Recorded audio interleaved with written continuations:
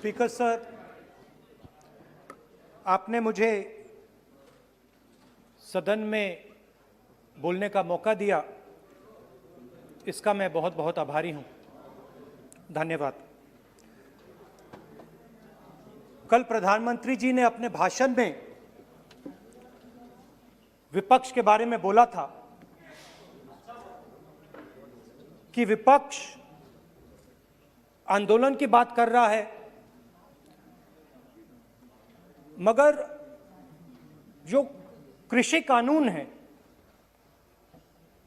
उनके कंटेंट के बारे में और उनके इंटेंट के बारे में विपक्ष नहीं बोल रहा है। तो मैंने सोचा आज प्रधानमंत्री जी को खुश करें और जो 3 किसान के बिल हैं, खेती के बिल हैं, उनके कंटेंट का और इंटेंट का की बात करें। हाँ, बजट पे बोलेंगे। आप शांत हो जाइए प्लीज। मालूम है किसान का मुद्दा भी बजट का मुद्दा है, आप उनका आदर कीजिए।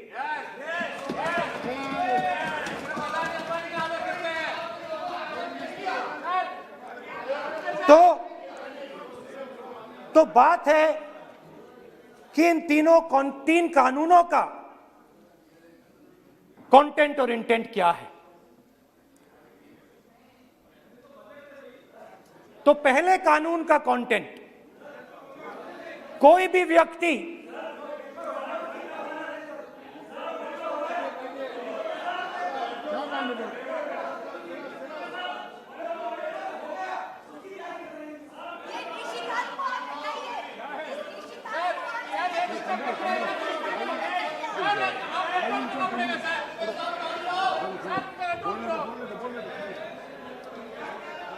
तो पहले कानून का कंटेंट क्या है? पहले कानून का कंटेंट है कि कोई भी व्यक्ति देश में कहीं भी कितना भी अनाज, सब्जी, फल खरीद सकता है, जितना भी खरीदना चाहता है खरीद सकता है। तो अगर खरीदी देश में अनलिमिटेड खरीदी होगी तो मंडी में कौन जाएगा? मंडी में कौन जाके खरीदेगा? तो पहले कानून का कंटेंट मंडी को खत्म करने का है। इसका लक्ष्य मंडी को खत्म करने का है। दूसरे कानून का कंटेंट क्या है कि बड़े से बड़े उद्योगपति जितना भी अनाज, जितना भी फल, जितनी भी सब्जी स्टोर करना चाहते हैं वो स्टोर कर सकते हैं, कोई लिमिट नहीं, जितना वो होल्ड करना चाहते हैं कर सकते हैं। दूसरे कानून का कंटेंट एसेंशियल कमोडिटीज एक्ट को खत्म करने का। दूसरे कानून का कंटेंट जमाखोरी को अनलिमिटेड तरीके से हिंदुस्तान में चालू करने का। अब तीसरा भी कानून है। तीसरा कानून का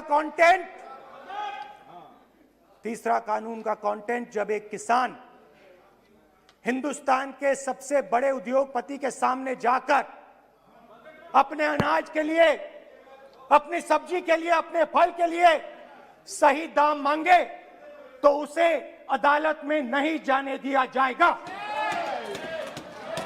तीसरे कानून का कंटेंट आपको याद होगा,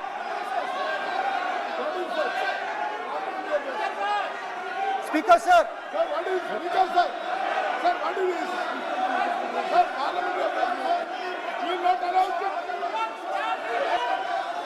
फैसला दे रहा हूं। डरते क्यों सुनो तू हिलिया फर्जन पागल सुन अपने स्पीकर सर, दादा स्पीकर सर, आप बजट फैमिली प्लानिंग का आप बजट पर बात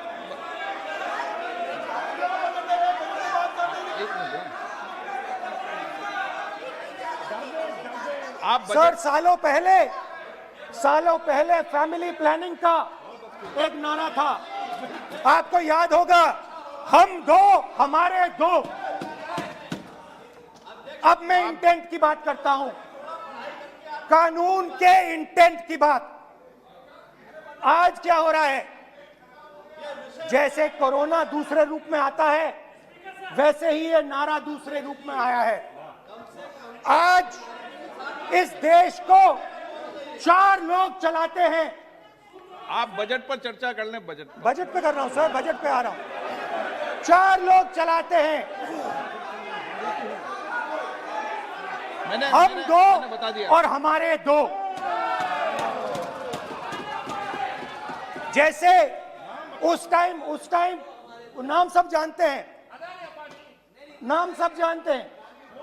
नो आप बोलो, आप डिस्टर्बेंस मत हम करिए। दो हमारे दो। ये किसकी सरकार है? हम दो हमारे दो की। माननीय सदस्य इधर। तो आप आसन को पहले संबोधित करें। कानून का इंटेंट बताता हूं। आप आसन को संबोधित करें। पहले कानून का इंटेंट माननीय सदस्य आप आसन कि को हमारे संबोधित दो करें। मित्रों में से एक जो सबसे बड़ा मित्र है, उसको पूरे हिंदुस्तान के अनाज, फल और सब्जी को बेचने का अधिकार। यह है पहले कानून का इंटेंट। नुकसान किसका होगा? नुकसान ठेले वालों का होगा, नुकसान छोटे व्यापारियों का होगा,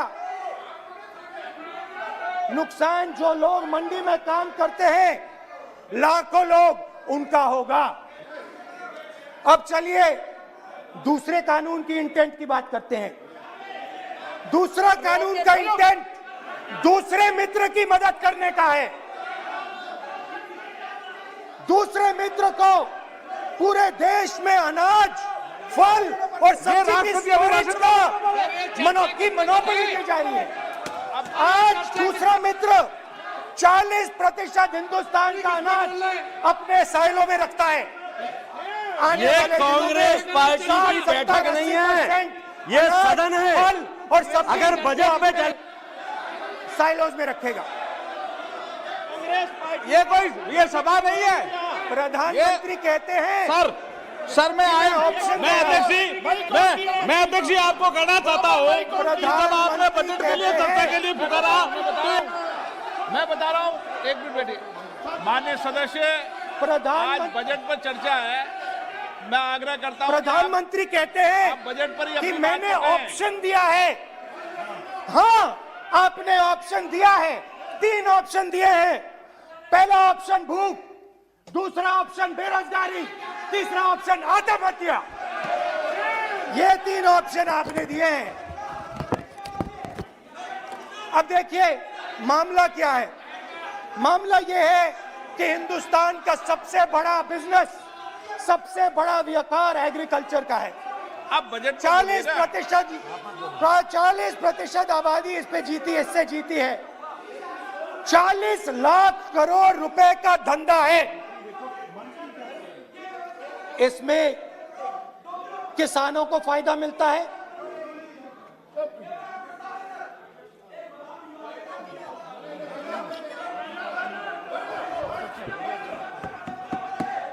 तो दूसरे कानून का थोड़ा मैं इंटेंट समझा देता हूं। दूसरे कानून का इंटेंट है, पानी दो, पानी गिर जाएगा, पानी दो। दूसरे कानून का इंटेंट है कि एक व्यक्ति को आप पूरे देश के अनाज की स्टोरिंग की मोनोपोली दे दो, और जब किसान अपने अनाज के लिए सही दाम मांगने जाएगा तो जिसके पास स्टोरेज की मोनोपोली होगी वो मार्केट में अनाज डालेगा और किसान से कम पैसे में खरीद करेगा। और जब वही किसान कंज्यूमर बन के अपना ही माल खरीदने जाएगा तो वही व्यक्ति अपने गोदाम से जब बजट पे चर्चा है सर, बजट पे चर्चा है, राष्ट्रपति अभी भाषण पे आपने चर्चा समाप्त कर दी, प्रस्ताव पास करके राष्ट्रपति जी को भेज दिया, अब उसी पे चर्चा करके राष्ट्रपति जी का भी और आपका भी अपमान कर रहे हैं सर, ये आपका भी अपमान कर रहे हैं, सदन का भी अपमान कर रहे हैं सर ये। कि इस देश की जो रीढ़ की हड्डी है, किसान, मजदूर, छोटे दुकानदार, व्यापारी, उस रीढ़ की हड्डी को तोड़ के टुकड़े टुकड़े करके दो मित्रों को दे दो। Sir rule 218 sir rule 218 sir rule sir the debate on appropriation bill shall be restricted. The debate on appropriate bill shall be restricted to the matters of the public importance or administrative clausely employed in the grants covered by the bill which have not already been raised while the relevant demands of grants were under consideration. I would like to remind him that he should restrict his speech to the budget. Number 2, and he is claiming that 40% of the groceries and other things, vegetables, they are kept in Adani's and Ambani's place. Let him prove that. Where from? He should place it on the table. He should place it on the table. Where can he get all these documents? Where statistics कहाँ से आए? इसको authenticate करना है. Record में नहीं जाएगी। चलिए बैठिए। आप बोलने दे रहे हैं क्या? सर आपने माइक बंद कर दिया। बोलने दीजिए। बैठिए। माइक बंद कर दिया सर आपने सर। बैठिए। आप क्यों डिस्टर्बेंस कर? आप बोलने दीजिए ना। आप कोई रूल बता रहे हैं क्या? आप कोई रूल बता रहे हैं? अधीर रंजन जी, अधीर रंजन जी, अधीर रंजन जी को बता जाए।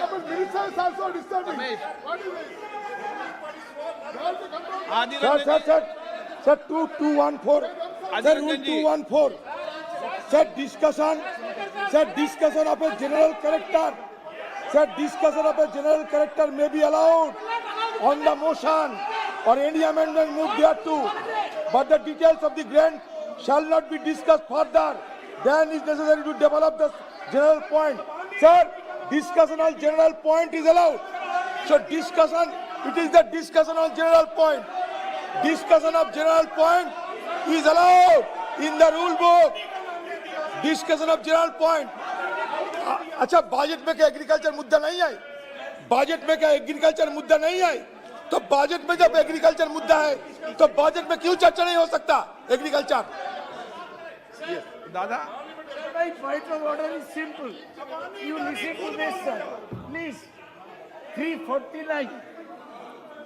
It says, while the House is sitting, a member, 2, shall not interrupt any member while speaking by disorderly expression or noises or in any other disorderly manner. While Honorable Member Rahul Gandhi is speaking,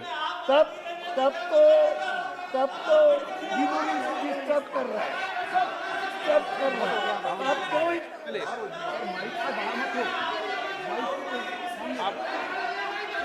आज ये क्या कल नहीं था क्या? कल नहीं था?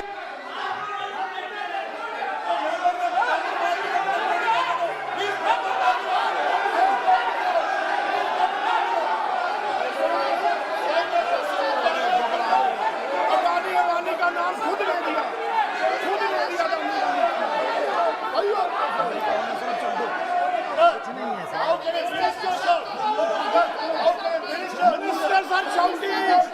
मंत्री शोर डाल रहे हैं। मंत्री ऐसा कभी हुआ नहीं, मंत्री भाग रहे हैं, रूल बुक ढूंढ रहे हैं।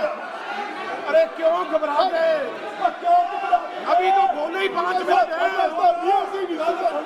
अभी तो बोले ही 5 मिनट है। तो हम दो हमारे दो,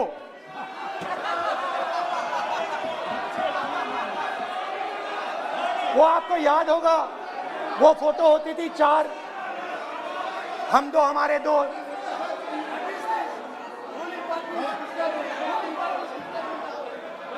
क्यूट से चेहरे थे, सुंदर सुंदर चेहरे, मोटे मोटे चेहरे, हम दो हमारे दो। खैर, इससे होगा क्या? जब ये कानून लागू होंगे तो जो इस देश के किसान हैं, इस देश के मजदूर हैं, छोटे व्यापारी हैं, इनका धंधा बंद हो जाएगा। इनमें से किसानों की खेत चली जाएगी, किसान को सही दाम नहीं मिलेगा, छोटे दुकानदारों की दुकान बंद हो जाएगी और सिर्फ दो लोग, हम दो और हमारे दो इस देश को चलाएंगे। हिंदुस्तान का फूड सिक्योरिटी का सिस्टम है वो नष्ट हो जाएगा और पहली बार सालों बाद एक बार फिर पहली बार हिंदुस्तान के लोगों को भूख से मरना पड़ेगा। रूरल इकोनॉमी नष्ट हो जाएगी और ये देश रोजगार नहीं पैदा कर पाएगा। ये नई चीज नहीं है। ये आप मत सोचिए कि ये नया अटेम्प्ट है, पहला अटेम्प्ट है। ये पहला नहीं है। ये काम प्रधानमंत्री ने हम दो हमारे दो के लिए पहले नोटबंदी में शुरू किया था।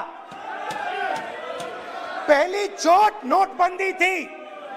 आइडिया किया था गरीबों से, किसानों से, मजदूरों से उनका पैसा लो, बैंक में डालो और हम दो हमारे दो के जेब में डालो। स्मॉल मीडियम सेक्टर को खत्म कर दिया, किसानों को बर्बाद कर दिया। वहां नहीं रुके, फिर गए जीएसटी, गब्बर सिंह टैक्स,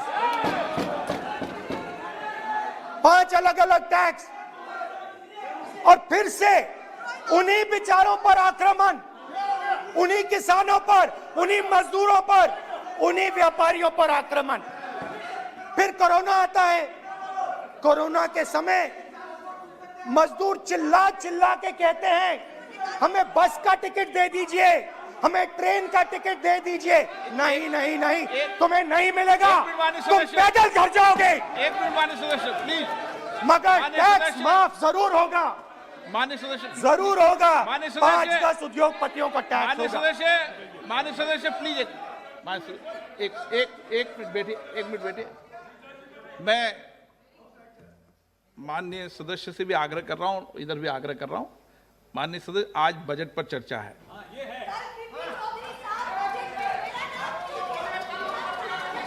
चलो चलाओ। मैं आ रहा हूं सर बजट पे। सर मैं आ रहा हूं बजट पे। मैं सर 5 मिनट में बजट पे आ रहा हूं। मैं फाउंडेशन लगा रहा हूं अभी, फाउंडेशन।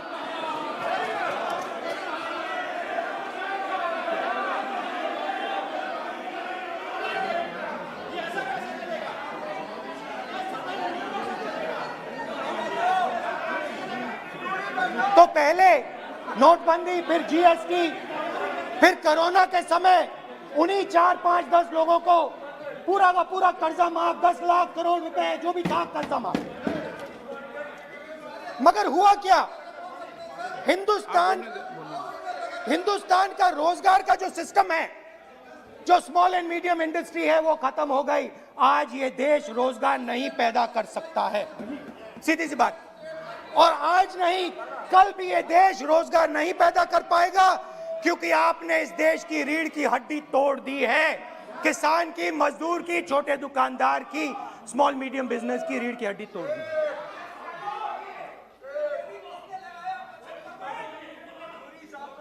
मगर ये मत समझिए कि ये किसानों का आंदोलन है।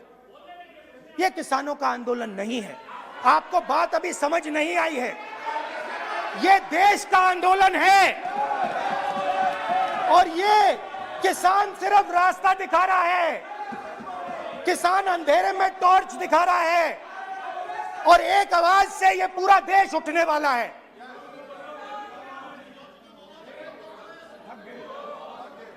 पूरा देश एक आवाज से हम दो हमारे दो के खिलाफ उठने जा रहा है।